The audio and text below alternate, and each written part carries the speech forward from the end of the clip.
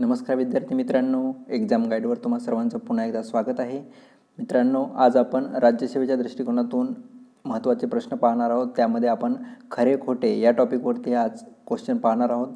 आज मी 2 क्वेश्चन सांगणार आहे जे 2017 आणि 2018च्या पेपरमध्ये पाहायला मिळाले होते. ते प्रश्न आज तुम्हाला सोडून देणार आहे. खरे खोटे हा प्रश्न कसा अप्रोच करायचा हे बऱ्याच विद्यार्थ्यांना कळत नाही आणि त्यामुळे तुमचा मार्क जातो तिथे. तर आज आपण दोन्ही क्वेश्चन्स 2017 आणि 18मध्ये पाहणार आहोत, जे की अतिशय सोपे आहेत, पण थोडासा ॲप्रोच न कळाल्यामुळं ते अवघड वाटतात. तर तोच ॲप्रोच कसा करायचा आहे असल्या प्रकारच्या क्वेश्चनला ते मी आज तुम्हाला सांगणार आहे. 2019मध्ये जर हा प्रश्न तुम्हाला पाहायला मिळाला तर तुम्ही त्याला अचूकपणे सॉल्व करू शकाल. चला तर मग सुरुवात करूयात व्हिडिओला. तत्पूर्वी तुम्ही जर चॅनल सबस्क्राईब करून घेतले नसेल तर चॅनलला सबस्क्राईब करून घ्या आणि चॅनलची लिंक तुमच्या विद्यार्थी मित्रांसोबत शेअर करायला पण विसरू नका. चला तर मग आजचा पहिला प्रश्न असा आहे. 2017च्या परीक्षेमध्ये हा प्रश्न पाहायला मिळेल. तुम्हाला तुमच्या दुसऱ्या घरासाठी कष्टाळू माळी नेमायचा आहे. तुमच्या मित्राने तुम्हाला 3 व्यक्तींची जेडा, मुठा आणि हाका ही नावे देऊन त्यातील एकजण नेहमीच खरे बोलतो, एकजण एकदा खरे एकदा खोटे बोलतो आणि एकजण नेहमीच खोटे बोलतो अशी माहिती दिली. तुम्हाला तुमच्या मित्रानं 3 व्यक्तींविषयी माहिती दिली. जेडा, मुठा आणि हाका अशी त्यांची नावे आहेत आणि सांगितलेलं आहे की त्या तिघांपैकी एकजण नेहमी खरे बोलतो, एकजण नेहमी खोटे बोलतो आणि एकजण एकदा खरे एकदा खोटे बोलतो. तुम्ही त्यांना भेटल्यानंतर विचारलं की तुमच्यापैकी माळी कोण, तर त्या तिघांपैकी प्रत्येकाने पुढील प्रकारे उत्तरे दिली. जेडा काय म्हणाला, मी माळी आहे, मुठा खोटे बोलतो. मुठा म्हणाला, मी माळी आहे, हाका खोटे बोलतो. आणि हाका म्हणाला, मुठा माळी आहे, जेडा खोटे बोलतो. तर माळी कोण आहे किंवा आहेत असा प्रश्न तुम्हाला विचारण्यात आला आहे. तुम्हाला प्रश्न समजला असेल. 3 दिलेले आहेत नावं. त्या तिघांपैकी एकजण नेहमी खरे बोलतो, एकजण नेहमी खोटे बोलतो आणि एकजण एकदा खरे आणि एकदा खोटे बोलतो. तर तुम्हाला या तिघांच्या दिलेल्या इन्फॉर्मेशनवरून माळी कोण आहे हे सांगायचं आहे. प्रश्न समजला असेल. आता मी ती इन्फॉर्मेशन पुढच्या पेजेसवर घेतलेली आहे. तर बघा, या प्रश्नामध्ये काय असेल, एकजण नेहमी खरे बोलतो म्हणजे ट्रूथ बोलतो, TT. नेहमी खरे म्हणजे त्याची दोन्हीही वाक्य, कारण एकाची 2 तुम्हाला वाक्य दिलेली आहेत, तर त्याची दोन्हीही वाक्य काय असतील, खरे असतील म्हणजे ट्रूथ, TT लिहिलं. दुसरा जो आहे तो नेहमी खोटे बोलतो म्हणजे लायर आहे, तर त्याचे दोन्हीही वाक्य LL. आणि तिसरा जो आहे तो एकदा खरे एकदा खोटे बोलतो म्हणजे त्याचं एक वाक्य ट्रू असेल आणि एक वाक्य फॉल्स म्हणजे लायर असेल, तर दुसरं वाक्य चुकीचं असेल, खोटं बोललेलं वाक्य लायर. आता असं नाही की जो एकदा खरं आणि एकदा खोटं बोलतो त्याचं पहिलं वाक्य नेहमी ट्रू आणि दुसरं वाक्य नेहमी लायर आहे, L आहे, असं नाही. तर पहिलं वाक्य हे पण लायर असू शकतं खोटं आणि दुसरं वाक्य पण खरं असू शकतं. म्हणजे असं नाही कन्सिडर करायचं की पहिलंच वाक्य ट्रू, नाही, असं काहीही नाही की पहिलं वाक्य लायर पण असू शकतं. म्हणजे काय, तर तुम्हाला 3 व्यक्ती दिलेल्या आहे. एक व्यक्ती नेहमी खोटे म्हणजे त्याला TT लिहायचं, दुसरा व्यक्ती नेहमी लायर असेल तर त्याला LL लिहायचं आणि एक व्यक्ती लायर आणि खरं आणि खोटं, एकदा खरं एकदा खोटं असेल तर TL किंवा LT लिहायचं. आता पहा, प्रश्न काय म्हणतो, आपण जर जेडाला नेहमी खरे बोलणारा, जेडा जो आहे नेहमी खरे बोलणारा असं समजलं म्हणजे नेहमी खरेसाठी काय आहे, TT. तर जेडासाठी काय येईल, TT. आता एक TT झाला. दुसरा काय उरला आपल्याकडं, LL आणि TL किंवा LT. तर आता बघा, जेडाच्या म्हणण्यानुसार जेडा आपण नेहमी खरे बोलतो असं समजलं, असं कन्सिडर केलं की जेडा नेहमी खरे बोलतो. तर जेडाच्या म्हणण्यानुसार मी माळी आहे हे खरं आहे आणि मोठा खोटे बोलतो हे पण खरं आहे. आता काय करायचं, जो कोणी बोलेल त्याच्यामध्ये खोटं कुणाला सांगतो त्याच्याकडे जायचं. आता जेडा कुणाला खोटं सांगतोय, मोठा खोटे बोलतो असं सांगतोय. आता हा जर मोठा खोटे बोलतो हे खरं समजलं आपण, तर मोठाकडे या. मोठा का म्हणतो, मी माळी आहे आणि हाका खोटे बोलतो. तर आपण काय म्हटलं, मोठा खोटे बोलतो, जेडानुसार मोठा खोटे बोलतोय आणि मोठा खोटे म्हणजे नेहमी खोटे बोलतो. तर मोठाचे वाक्य काय आले, LL. आता मोठा जे काही बोलेल तो ते साफ खोटं आहे, जे काही बोलेल ते खोटं आहे. आता मोठा का म्हणतो, मी माळी आहे, म्हणजे मोठा माळी नाही आहे. मोठा जे काही बोलेल ते खोटं आहे. मोठा का म्हणला मी माळी आहे म्हणजे मोठा माळी नाही आहे. आणि आपण पण कन्सिडर काय केलेलं की जेडा माळी आहे. मग आपली आता तरी कंडिशन्स बरोबर लागत आहेत. मग पुढचं वाक्य मोठा काय बोलला, हाका खोटे बोलतो. मोठा जे काही बोलेल ते खोटं बोलतोय, तर हाका खोटे बोलतो हे पण वाक्य खोटं आहे. म्हणजे हाका काय असेल, खरे बोलत असेल. मग हाकाकडे या मोठा माळी आहे आणि जेडा खोटे बोलतो. तर आता बघा इथं आपले TT LL दोन्ही वाक्य झालेले आहे. म्हणजे तिसरं वाक्य आपलं काय उरलं, TL किंवा LT. म्हणजे हाका जो उरलेला आहे त्याच्या हाकाच्या दोन्ही वाक्यांपैकी एक वाक्य खरं एक वाक्य खोटं असेल. आता जर मोठा माळी आहे हे वाक्य आपण जर ट्रूथ समजलं तर आपली कंडिशन चुकेल का, कारण पहिल्या जेडामध्ये आपण पहिलं वाक्य टी दिलेलं आहे, काय मी माळी आहे म्हणजे जेडा माळी आहे असं कन्सिडर केलं. मग आता इथं जर तुम्ही मोठा माळी आहे याला जर ट्रूथ समजाल तर आपली कंडिशन चुकेल. मग पहिलं वाक्य आपण इथं एल धरू म्हणजे लायर, आणि दुसरं वाक्य मग तुम्हाला ट्रूथ धरावं लागेल. मग दुसरं वाक्य जर ट्रूथ धरलं तर दुसऱ्या वाक्यानुसार काय, जेडा खोटे बोलतो हे जर तुम्ही इथं ट्रूथ म्हणाल तर पहिल्या याच्यामध्ये मी माळी आहे हे खोटं होईल. म्हणजे ही कंडिशन आपली जी आपण जेडा नेहमी खरं बोलतो ही जी कंडिशन कन्सिडर केली ती आपली चुकीची आहे. तर आपल्याला काय करावं लागेल, आता मोठा नेहमी खरे बोलतो असं कन्सिडर करावं लागेल. तर आता पहा इथं मी 3 नंबर देतो. म्हणजे हे जेडासाठी 1 नंबर, मोठासाठी 2 नंबर आणि हाकासाठी 3 नंबर. तर काय आहे, पहिल्या कंडिशनमध्ये आपण जेडा नेहमी खरे बोलतो याच्यासाठी TT कन्सिडर केलं.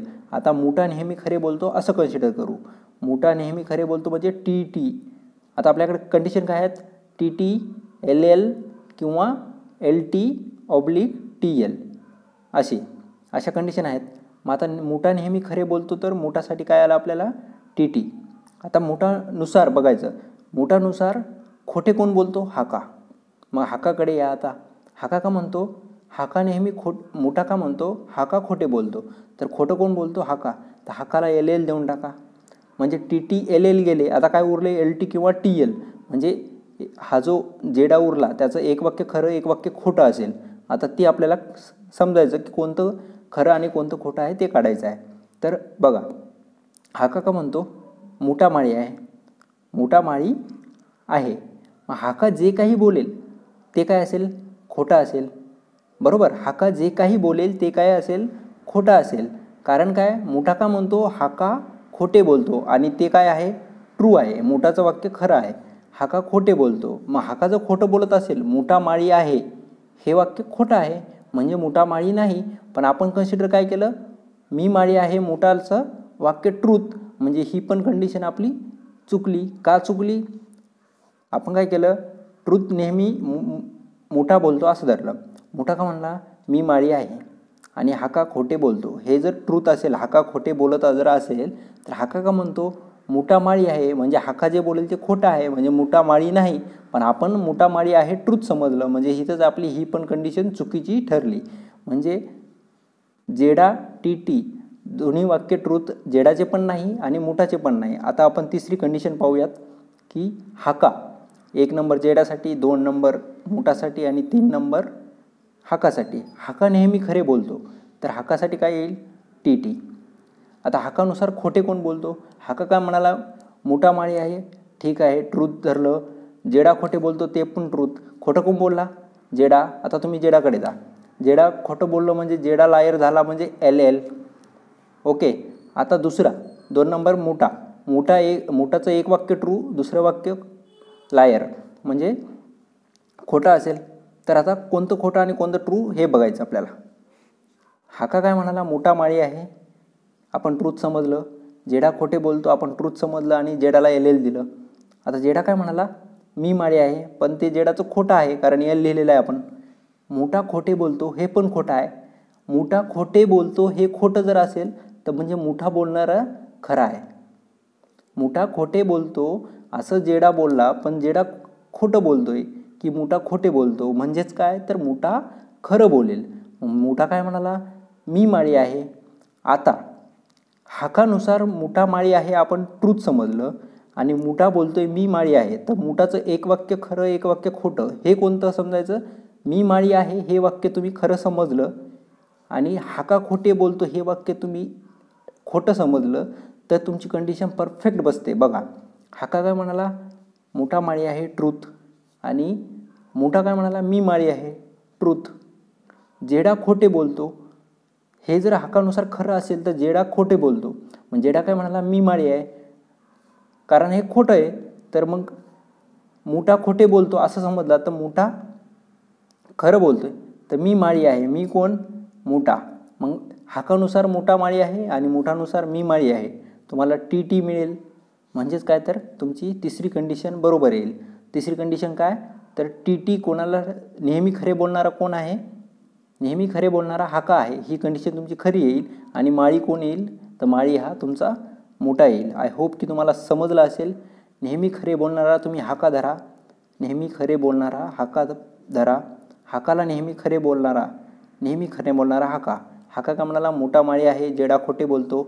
मग जेडा नेहमी खोटे बोलतो. जेडा काय म्हणाला? मोठा खोटे बोलतो. मग मोठा खोटे बोलतो हे जर वाक्य जेडानुसार खोटा असेल, कारण जेडा नेहमी खोटे बोलतोय. मग जेडा काय म्हणतो? मोठा खोटे बोलतो. म्हणजे मोठा काय? खरे बोलेल. खरे बोलेल म्हणजे मी माळी आहे.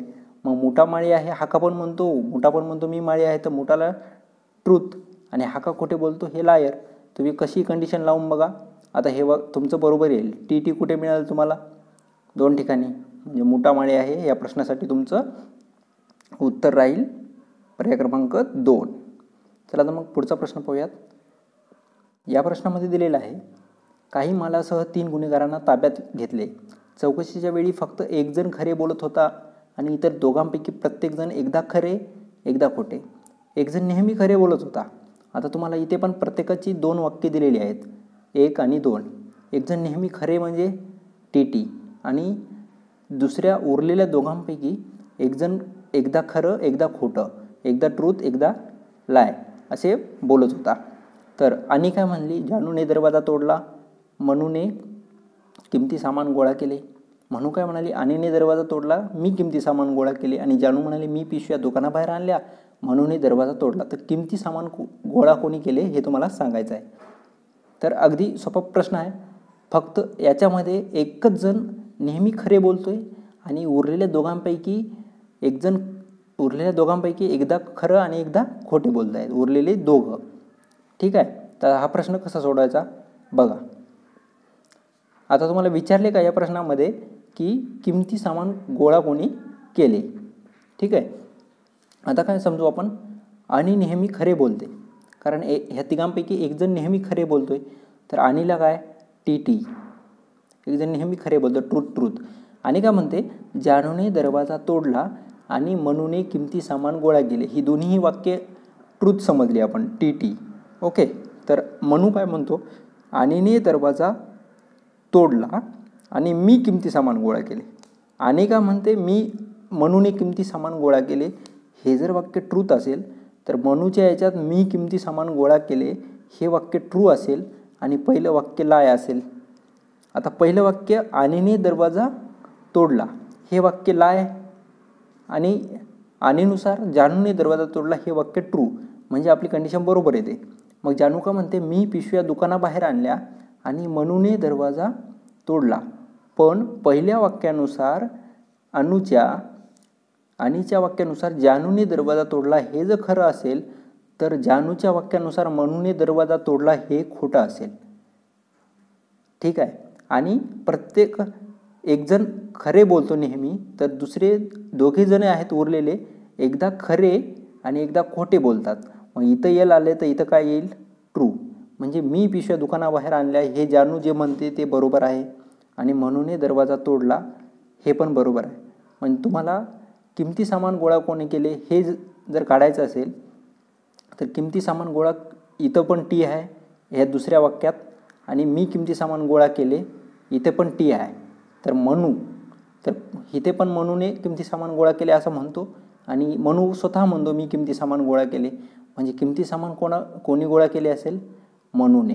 तर मनू या प्रश्नासाठी तुमचं उत्तर राहील मनू, पर्याय क्रमांक 3.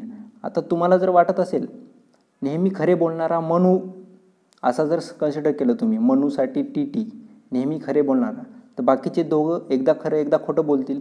मनू का म्हणतो अनिने दरवाजा तोडला, मी किमती सामान गोळा केले. अनिकडे जा, आणि का म्हणते जानूने दरवाजा तोडला.